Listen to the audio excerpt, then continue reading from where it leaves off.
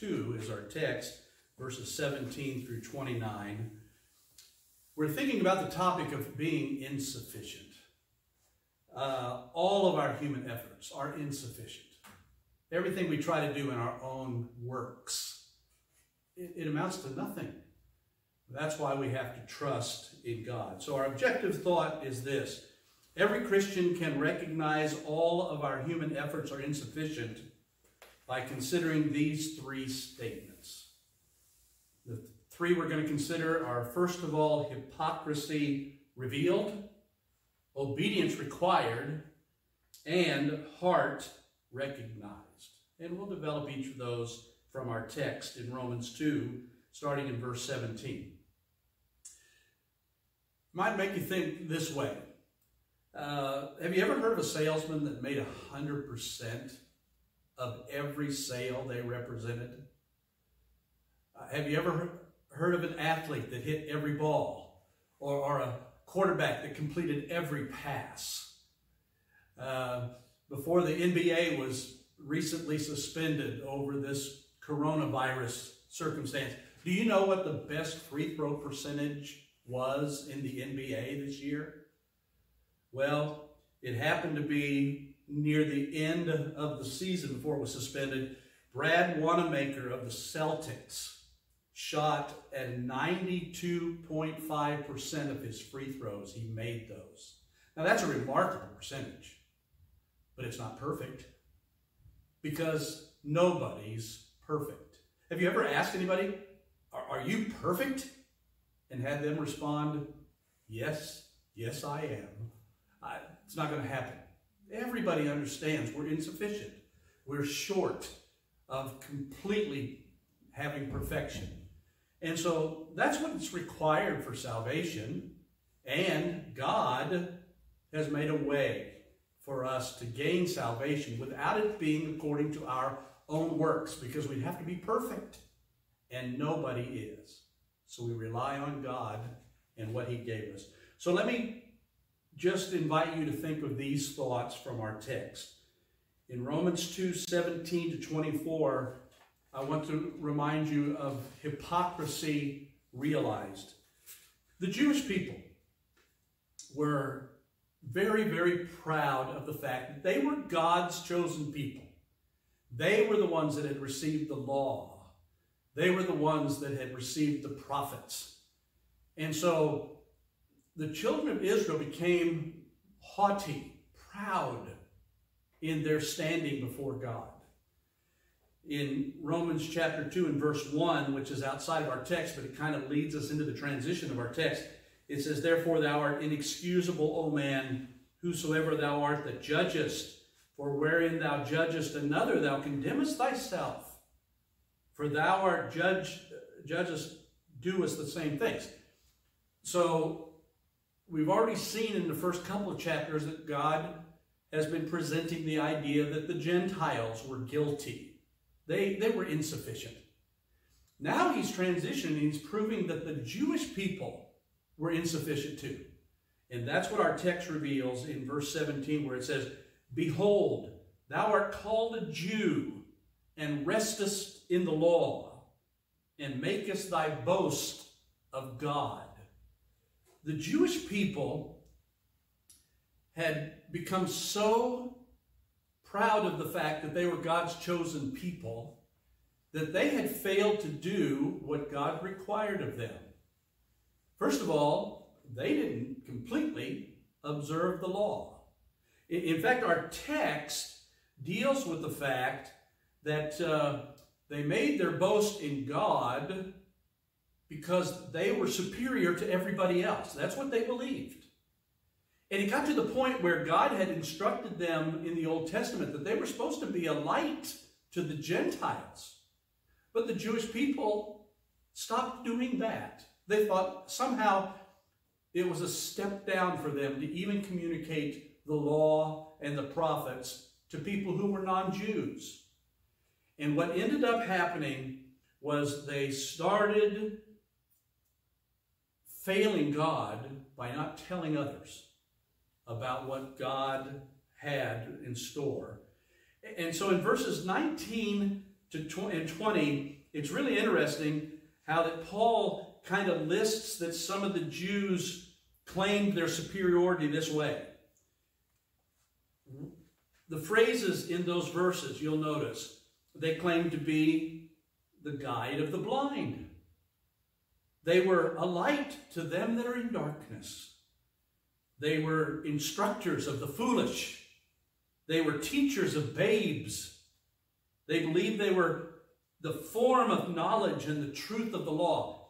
Those were some of the superiority positions that the Jewish people took. They thought they were the instructors of everybody else, but yet they didn't instruct anybody. They just talked among themselves, and they kept telling each other how superior they were to all of the other Gentile, unbelieving, pagan people. So in pride and in arrogance, they told everybody how they should do things, but they didn't do them themselves. And that's what is borne out in this passage, that the Jewish people, taking great pride in their circumcision, the outward sign of their covenant relationship to God, the fact that they were the ones that had the law, but yet they didn't share the law, they looked down upon everybody else. And they told people what to do, but they themselves didn't do it. They didn't keep all the law, right? So keep in mind, if I was to say that to you today, what do we call somebody who tells somebody what to do, but then they don't do it themselves? What's the word? Well, it's hypocrite. And that's what Paul is indicting the Jewish people of being. They lived hypocritically. And so in this passage through verse 24, thou that makest thy boast in the law, through breaking the law, dishonorest thou God? That was verse 23. For the name of God is blasphemed among the Gentiles through you. In other words, their testimony and their hypocrisy was so obvious, even the Gentiles mocked the way they allegedly kept the law. And so hypocrisy revealed in the Jewish people showed that they were insufficient. They couldn't keep all the law. They wanted to force the law on others, but they themselves didn't keep it. And so therefore, they were disobedient. And that's where we come to the second point in verses 25 to 27, obedience required. The Jews, again, proud of their religious heritage. The sign of the covenant relationship with God in the Old Testament was circumcision.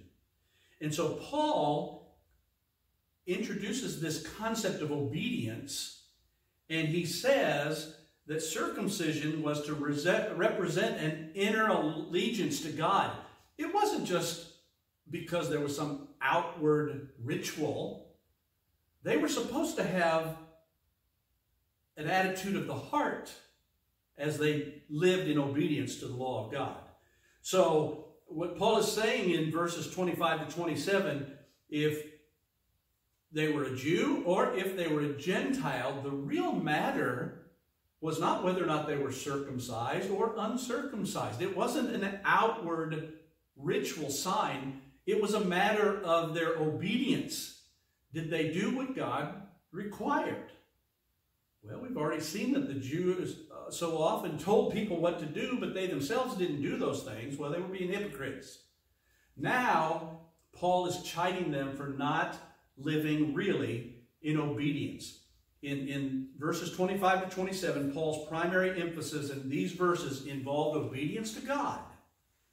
And so he says, it's rather interesting in that passage, because Paul actually says, you know what? The Gentiles who do try to keep the law, they're actually going to judge you Jews because you don't keep the law. And so the matter that is focused on is the issue of obedience. It's a matter of the heart. And then the final thought is this.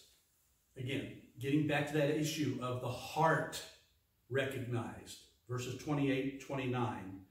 For he is not a Jew, which is one outwardly, neither is that circumcision, which is outward in the flesh. But he is a Jew, which is one inwardly. And circumcision is that of the heart, in the spirit and not in the letter, whose praise is not of men but of God. So, boiling this all down, Paul says, hey, don't be hypocritical about the law. Make sure you're following in obedience. But really what God's judging is your heart. And that has always been the biblical standard. God always looks on the heart. In fact, that whole idea of the fact that we're to be circumcised in our heart, we looked at that just recently in our entire study of the law. But Moses, writing the books of Numbers and Deuteronomy, you remember in Deuteronomy chapter 10, he says this very same thing in the Old Testament, that God was concerned with those who were circumcised in their heart. It wasn't an outward thing. It was to be an inward quality. And that is what Paul is emphasizing here. And so Paul in verse 29 states, in contrast to external characterizations, that a true Jew is not merely someone who is born into a particular ethnic heritage or who had followed certain outward customs. The person God considered to be part of his people demonstrated a circumcision of the heart. Verse 29 in our text, again, Deuteronomy 10:16. And so God says he prefers that we live by the Spirit and not by the letter, verse 29 again. So let me just summarize this way. A couple of points that we want to take as our look. Once again in our text, God underscores his hatred for hypocrisy. Don't say, oh, you should do this to honor God, and then you not do it yourself. One of the great blights upon modern Christianity is people who point out hypocrites in a church, for example. I like what my one longtime friend used to say about hypocrisy, and this is a good statement. If you let a hypocrite stand between you and God, the hypocrite's closer to God than you are. So don't let that be an excuse that there are hypocrites. The truth of the matter is, all of us need to make sure we have a right heart attitude. The other thing is, people can recognize us in our genuineness. They have a right to know whether we're serving the Lord from our heart. I'll tell you what, one of the examples of somebody who's serving the Lord with their heart is when they just do humble service. Not looking for applause or accolade. They're behind the scenes. They're doing service ministries, not for the applause of men, but to be applauded by God. So even during this unusual circumstance, with the coronavirus and all of the challenges that are going, hey, you can do true religion. You can do true ministry. And do it with a heart attitude that's just to minister and serve other people. Call somebody. Be an encouragement. Even if you're quarantined in your home right now, you can do the work of the ministry by just calling somebody, being an encouragement, checking on them, making sure they're okay, seeing if there's something you can do to help them. Folks, that's true and genuine religion. And it's not just a matter of external things, it's a matter of the heart. Well, today we want to have our Bible study from Romans 3, verses 21 to the end of the chapter, and then it goes over into chapter 4 a little bit as we look at the example of Abraham. Today the topic is the word justified. Powerful, powerful doctrine of the New Testament. This is our objective statement. Every believer can stand justified before God by submitting to these four truths. And the truths we're going to examine: justified through faith, justified in Jesus, justified for all people, and justified according to Abraham. So we'll look at some of those thoughts. First of all, you will remember that there are times where we just need to consider the unusual circumstances. We're certainly in those kinds of times, aren't we? We're not meeting because of the fear of the coronavirus. And yet, we need to stay connected. We need to make sure that our church family remains unified. We need to be checking on one another, calling one another, sending encouraging texts. That's what a family does, even when they can't be around each other. So for this time where we're not meeting, we just want to encourage you to do the work of the ministry. Be involved, be a servant, help people out as best you can. And by the way, because we're not meeting, there may be a tendency for people to forget about the needs of our church related to giving, to supporting our missionaries. I heard someone say recently, if you have 30 rolls of toilet paper, you need to tithe and give the church 3 of them. Truth of the matter is, we all need to continue our faithful giving to the church. The church must continue to operate, even though we're not assembling together. Our missionaries, consider the challenge of our missionaries on foreign fields with a whole lot of concern about their own health and well-being. Perhaps in a primitive place where they don't have good medical ability. So we need to make sure we're giving them the funds they need to meet their personal family needs. It is absolutely imperative that the churches that support our missionaries step up and make sure we're giving faithfully to continue the efforts of our missionary outreach. So I just wanted to say that at the beginning of our lesson today, and I think it's probably wise for us to continue to be thinking in those terms. The thing we want to talk about today related to justification, one of the great doctrines of the Bible, we're going to touch base on that here in Romans chapter 3, starting in verse 21.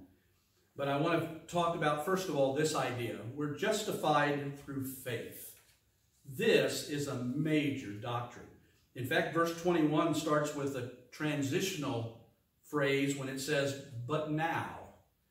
Up to this point in chapter 3, verse 21, Paul has been explaining that we are all guilty before God. In Romans chapter 1, the creation revealed the fact that we are not without excuse. We must recognize there's a creator God. Then he specifically addresses the guilt of the Gentiles. They have sinned by nature, by their choices they made. They are sinners in need of a Savior. Then he goes directly to the Jewish people who thought they were righteous by observing the law. And God says, you're inexcusable. The Jews were also guilty. And so with all of that format, context, Paul is saying everyone is guilty before a holy, righteous God. But now is the transition that we're going to consider today. Because in those verses, we're going to look at the fact that God has made a way. In verse 21, we see that by faith of Jesus Christ, that's the way. Verse 22, I just want to interject this thought. It says this, unto all and upon all. So verse 22 is talking about the righteousness of God, which is by faith of Jesus Christ, unto all and upon all. Now, some people have actually taken that little phrase and suggested that Jesus' salvation is available universally. Everybody's going to receive it. But they stop reading the next couple words in that same verse that says, and upon all them that believe. That's the criteria. The people who receive justification through faith in Jesus, it's because they're believers. They have accepted the free gift. And so one of the more powerful verses in Romans chapter 3, verse 23, for all have sinned and come short of the glory of God. Now, what's it mean to come short, fall short? Well, God is perfect, so the standard is perfection. If Bill Levergood and I decided to have a broad jumping contest across Oak Grove out here in front of the church, there's little doubt in my mind that I would beat Bill in a broad jumping contest. He would jump first. I would then follow with much greater speed, much more athleticism, much more agility, and I'm sure I would jump further than Bill. But the goal is to jump across Oak Grove. And you know what? Both of us are going to fall woefully short of perfection. We're not going to make it across Oak Grove. And yet that's the standard God requires for justification. Perfection. And so when we fall short of the glory of God, none of us are perfect. And therefore, we need help. Well, God provided that help through Jesus Christ, didn't he? And that's certainly what we want to underscore in the next verse. In verse 23 and following, verse 24 then starts talking about being justified freely by his grace. What a great word. We're justified freely by his grace. And the means of our justification is through the redemption that's in Jesus Christ, not by any works that we can do. We can never achieve perfection. We'll always fall short of that.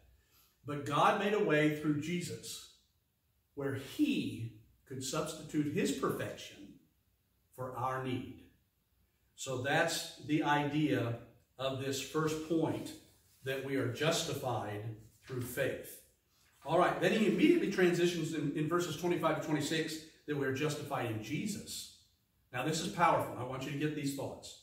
Verse 25 says, whom God hath set forth, talking about Jesus, to be the propitiation through faith in his blood, to declare his righteousness for the remission of sins that are past through the forbearance of God. All right, I want to focus on that word propitiation. Very significant theological thought. Because every year the high priest on the Day of Atonement, Yom Kippur, would go to the temple and offer a sacrifice. He would take some of the blood of that perfect spotless lamb.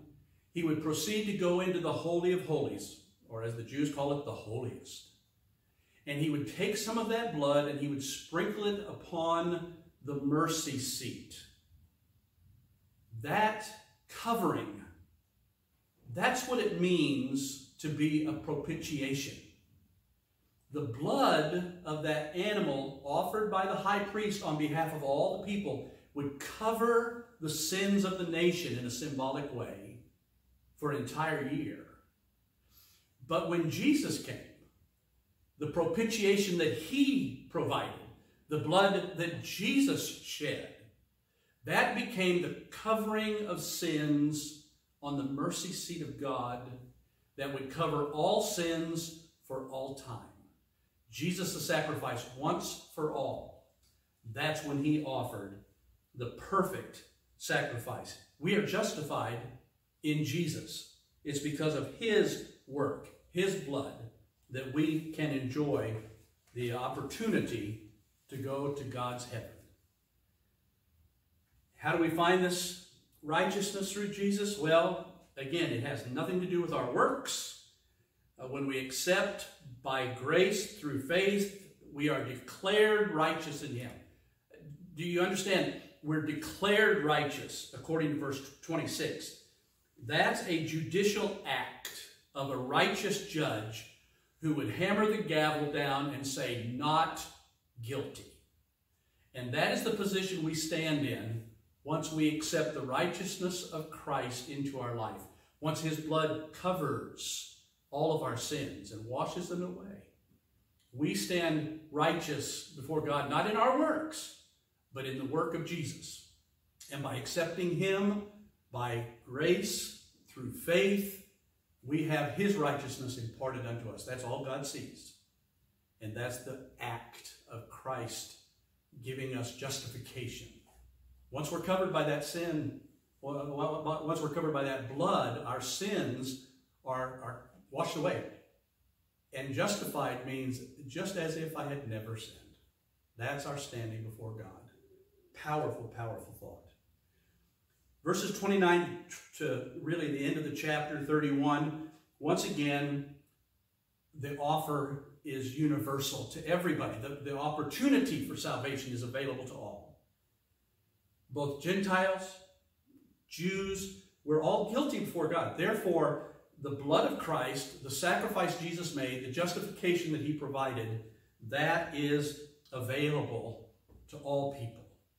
We can't earn it.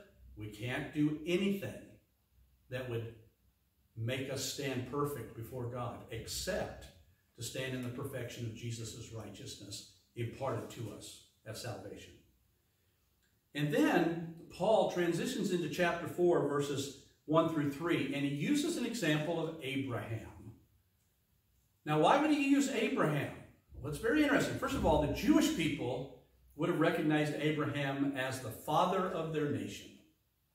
And so by choosing him, they would certainly recognize him as one of the most important patriarchs, if not the most important. But Paul goes on to say, now, Abraham was righteous before God. Now watch. The reason he chose Abraham was because Abraham lived before the law of Moses was ever given. Hundreds of years before the law was given, Abraham stood righteous before God. And it was in his faith, it was accounted unto him for righteousness. He obeyed God. When God said, Abraham, leave Ur of the Chaldees, he had no idea where God was leading him, but he went, he followed, he obeyed. One of the great acts in Abraham's life of faith was when in Genesis chapter 22, God said, take your son, your only son Isaac, and go and offer him on the mountain of Moriah. God didn't require human sacrifice. That was beyond anything Abraham could comprehend. But Abraham obeyed, believing that somehow God would do something miraculous to make this thing work out. And when God looked at Abraham's faith, it wasn't based upon him keeping the law. It was based upon his obedience. And his faith was accounted unto him for righteousness. Now into the New Testament, into our Christian era, our faith in Jesus Christ.